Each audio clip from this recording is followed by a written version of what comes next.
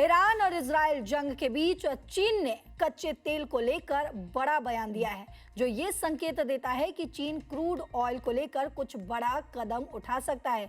चीन ने आधिकारिक बयान से संकेत दिया है कि चीन जल्द ही अपने एनर्जी के आयात और रिजर्व को लेकर बड़ा फैसला ले सकता है। चीन के विदेश मंत्रालय ने चेतावनी दी है कि वो अपने एनर्जी सिक्योरिटी को रिव्यू कर रहा है और चीन अपनी एनर्जी सिक्योरिटी पक्का करने के लिए जरूरी कदम उठाएगा।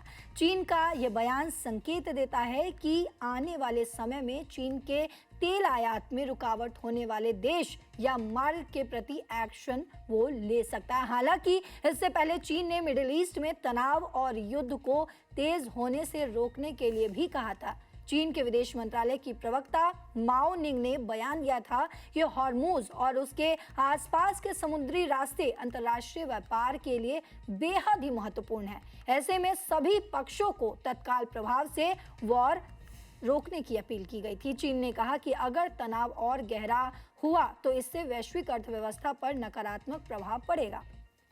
सर, इस पर आपसे समझना चाहेंगे कि अभी जिस तरीके से लगातार ये युद्ध तेल की वजह से कहीं ना कहीं हो रहा है, अमेरिका जो अपने आप को विश्व स्तर पर जो स्ट्रॉन्ग एक फेस है उसको बनाए रखना चाहता है, तो वहीं अब चीन जो है अमेरिका का ये तेल का खेल रोकने की तैयारी में है। कैसे देखते हैं आप इसको?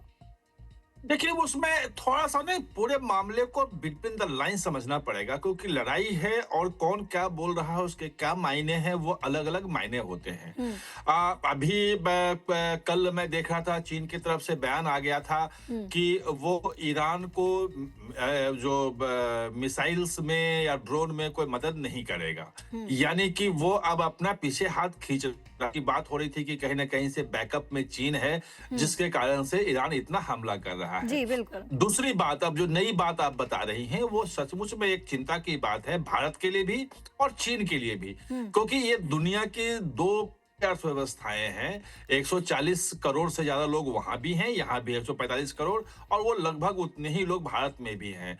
अर्थव्यवस्थाएं बड़ी हैं तो एनर्जी की जरूरत ज्यादा है, और एनर्जी हर दिन चाहिए, तेल हर दिन चाहिए।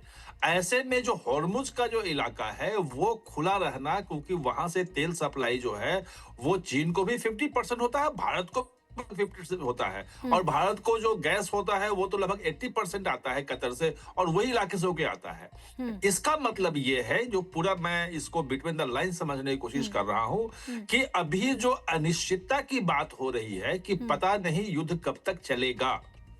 जो नेतन्याहू का बयान आया है वो लगभग संकेत दिया है कि 4-5 हफ्ते चलेगा, सालों नहीं चल सकता है। लेकिन कई लोग कह रहे हैं कि सालों चल सकता है। उसमें क्या स्थिति होगी, कैसे होगी, ये अभी मुश्किल है। चीन ये चाहता है कि भाई लड़ाई जो कुछ भी हो, कहीं भी हो, लेकिन जो हॉर्मुज का इलाका है, जो सप्लाई चेन है तेल का, वो नहीं रुकना चाहिए। बिल्कुल। अगर वो चीन ये चाहता है कि नहीं रुकना चाहिए, तो रोक कौन रहा है? उसमें जो हॉर्मुज के इलाके में वो इजराइल और ये तो रोक नहीं रहे हैं, अमेरिका। वो तो जो हमला ईरान की तरफ से हो रहा है, मतलब ये खाड़ी के देशों में यूएई से लेके और कतर से लेके सऊदी अरब, बहरीन, हर जगह हो रहा है, तो इसके कारण से वो रुका हुआ है। जी। इसका मतलब ये है कि कहीं ना कहीं चीन ये चाहता है कि ये लड़ाई जो है जैसे भी है वो जल्द से जल्द खत्म हो जाए, क्योंकि सबसे ज्यादा इम्पैक्ट तो चीन को ही पड़ रहा है। सबसे ज्यादा तेल की खरीद जो है ईरान से चीन ही करता था, तो सबसे ज्यादा परेशानी तो चीन को ही हो रही है। नहीं, चूंकि बड़ी अर्थव्यवस्था है, दुनिया में सबसे अधिक जो निर्यात करने वाला वही है, उसकी पूरी अर्थव्यवस्था निर्यात पे टिकी हुई है, और निर्यात के लिए मैन्युफैक्चरिंग जरूरी है, और मैन्युफैक्चरिंग के लिए एनर्जी चाहिए, बिजली चाहिए आपको, तेल चाहिए, गैस, ये सब चाहिए आपको। चीन के साथ यह है कि उसका रूस से बिल्कुल सुरक्षित आयात है, वहां से उसका आयात हो रहा है, बड़े पैमाने पर खरीदता है, लेकिन वो सारी जरूरतें पूरी नहीं कर सकता। सर, क्योंकि चीन, अगर हम देखें इससे पहले जो हमने चर्चा की थी, चीन ने भी पूरी कोशिश की कि युद्ध ना हो, अमेरिका जो है वो ईरान पर अटैक ना करे। चीन ने यहाँ तक कह दिया था, आपको याद होगा सर, कि अगर अमेरिका चीन पर हमला, अगर अमेरिका जो है ईरान पर हमला करता है तो चीन जो भी चीजें अमेरिका को दे रहा है, खासकर अगर हम रेयर अर्थ मेटल की बात करें, रेयर अर्थ मेटल को लेकर बोला था, चीन ने कहा था कि अगर आप देते हैं ईरान को तो हम जो आपको रेयर अर्थ मेटल दे रहे हैं उस पर जो है रोक लगा देंगे, तुरंत ही रोक लगा देंगे, इंस्टेंट वो होगा। तो उसके बावजूद भी अमेरिका ने जो है वो अटैक किया, इजराइल ने जो है वो अटैक किया ही किया ईरान पर। तो चीन ने पूरी कोशिश की, लेकिन अब चीन जब पूरी तरीके से घिरता हुआ नजर आ रहा है, क्योंकि उसकी अर्थव्यवस्था पर कहीं ना कहीं ये जो है एक बड़ी मार कह सकते हैं। अब चीन पूरी कोशिश कर रहा है। देखिए, चीन जो है फंस इसलिए कि अगर ये हॉर्मुज का बंद होता है, खाड़ी देशों से तेल का उसको निर्यात बंद होता है, तो सिर्फ और सिर्फ उसकी निर्भरता जो है वो रूस पे रह जाएगी जी। जो तमाम जरूरतों को पूरी कर पाएगा, इसमें संदेह है। वो कर सकता है, काफी हद तक करेगा। भारत के पास जो है वो विकल्प ज्यादा है। विकल्प ज्यादा ये है कि थोड़ा महंगा जरूर होगा, लेकिन केप ऑफ होप जो है, मतलब बिल्कुल अफ्रीका का जो दक्षिणी किनारा है, हाँ। उधर से को भी आ सकता है। वेनेजुएला का जो तेल है वो भारत को भेजने के लिए वो अमेरिका से बातचीत हो गई है। वो भारत लेगा भी। वहां का जो हैवी क्रूड है वेनेजुएला का, वो भारत की रिफाइनरी जो है वो उसके लिए उपयुक्त है, वो भारत तैयार भी है उसके लेने के लिए।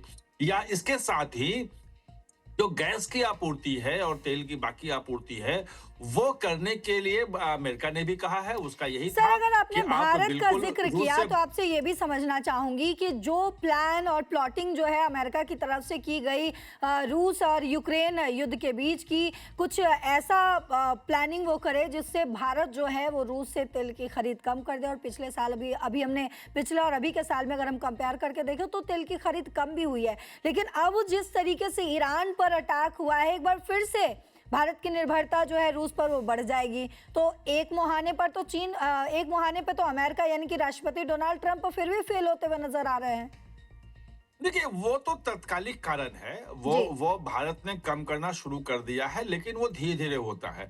और अभी भारत की तरफ से वो आया भी है कि कहां कहां से हम तेल ले सकते हैं, उस पे हम विचार कर रहे हैं। और उसमें विचार ये है कि जब तक ये लड़ाई चलती है, जब तक हॉर्मुज का इलाका डिस्टर्ब रहता है और खाड़ी के देशों से तेल सप्लाई नहीं हो पाता है, तब तक के लिए, फिलहाल के लिए वो रूस से तेल खरीद करके अपनी जरूरतें पूरी कर ले। ये बात चल रही है, ये अमेरिका को भी पता है और बाकी देशों से भी बात हो रही है। अंतर सिर्फ ये है इसमें कि इस पूरी लड़ाई में भारत जो है वो इजराइल के साथ है, अमेरिका के साथ है, खाड़ी देशों के साथ है।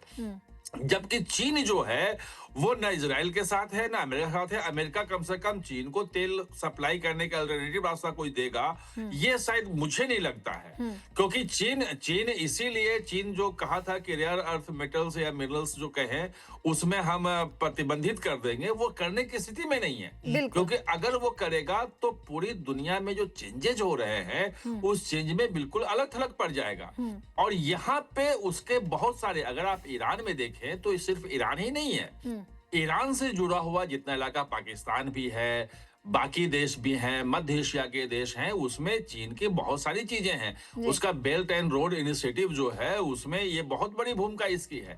अगर कोई जियोपॉलिटिकल चेंजेस होते हैं, जैसे हम बलूचिस्तान को लेके बात कर रहे थे कि अगर ईरान वाले इलाके को लेके और बलूचिस्तान जैसे कुछ बात बनने की होती है तो उसका जो $62 बिलियन का इन्वेस्टमेंट है चाइना पाकिस्तान इकोनॉमिक कॉरिडोर में, और जिसके तहत वो ग्वादर पोर्ट बनाया है, वो सब तो बेकार हो जाएगा। बिल्कुल। और दूसरी बात कि पाकिस्तान और अफगानिस्तान के बीच में जिस ढंग से लड़ाई शुरू हुई है, तो ये जो कोशिश चल रही थी चीन की कि हम सीपीईसी को, चाइना पाकिस्तान इकोनॉमिक कॉरिडोर को वहां से अफगानिस्तान से लेकर के और हम मध्य एशिया तक चले जाएंगे और हम उससे प्यार करेंगे, उसका बेल्ट एंड रोड इनिशिएटिव का उसको पार्ट बनाएंगे। तो अब उन दोनों के बीच में लड़ाई हो गई है, तो वो वाला भी फेल होता नजर आ रहा है। यानी कि सर, हम कह सकते हैं कि चीन जो है वो अब अमेरिका का जो तेल का खेल है वो बिगाड़ने में कहीं ना कहीं पूरी तरीके से तैयार हो गया है। सर, आपका बहुत शुक्रिया।